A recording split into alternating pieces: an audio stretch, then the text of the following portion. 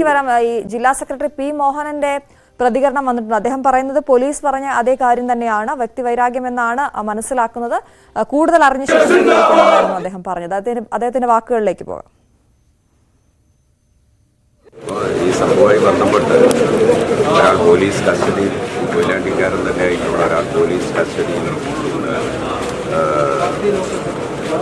കൂടുതൽ വിവരങ്ങൾ പോലീസ് അന്വേഷിച്ച് വിശദാംശങ്ങൾ മനസ്സിലാക്കും എന്നാണ് ഇപ്പോൾ പോലീസ് മേധാവികൾ പറഞ്ഞിരിക്കുന്നത്.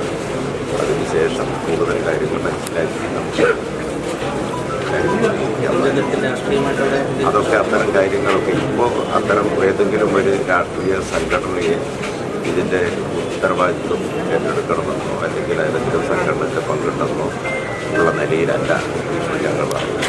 അത്തരം ഏതെങ്കിലും ഈ അക്രമിയുടെ പിന്നിൽ ഏതെങ്കിലും രാഷ്ട്രീയ എതിരാളികളുടെ സ്വാധീനമോ സമ്മർദ്ദമോ ഇടപെടലോ അതുപോലുള്ള ഏതെങ്കിലും കാര്യങ്ങളുണ്ടോ എന്നുള്ളത് പോലീസിൻ്റെ അന്വേഷണത്തിൽ മനസ്സിലാക്കേണ്ടതാണ്. അത്തരം കാര്യങ്ങൾ ഉൾപ്പെടെ അന്വേഷണം വിധേയമാക്കുമെന്ന് ജില്ലാ പോലീസ് മേധാവി ഇപ്പോൾ സംസാരിച്ചു കഴിഞ്ഞു.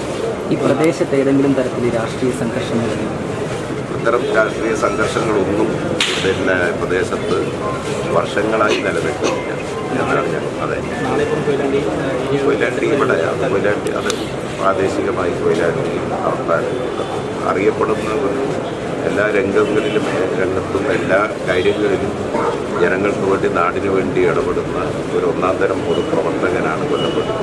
സ്വാഭാവികമായും നാട്ടിൽ വലിയ ദുഃഖം തലകെട്ട് നിൽക്കുന്നുണ്ട്. അത്തരമൊരു അന്തരീക്ഷത്തിൽ കൊയിലാണ്ടി നാളെ ഹർത്താലാചരിക്കുന്നത് കൊയിലാണ്ടിയുടെ CPI നേതൃത്വം ആഹ്വാനം നൽകിയിട്ടുണ്ട്. ജനങ്ങളെല്ലാം അതുമായി സഹകരിക്കും. മറ്റു കാര്യങ്ങളെല്ലാം പിന്നീട് ആലോചിച്ച് അതാണ് അനീഷ് തുടരുന്നുണ്ടെന്ന് മനസ്സിലാക്കുന്നു.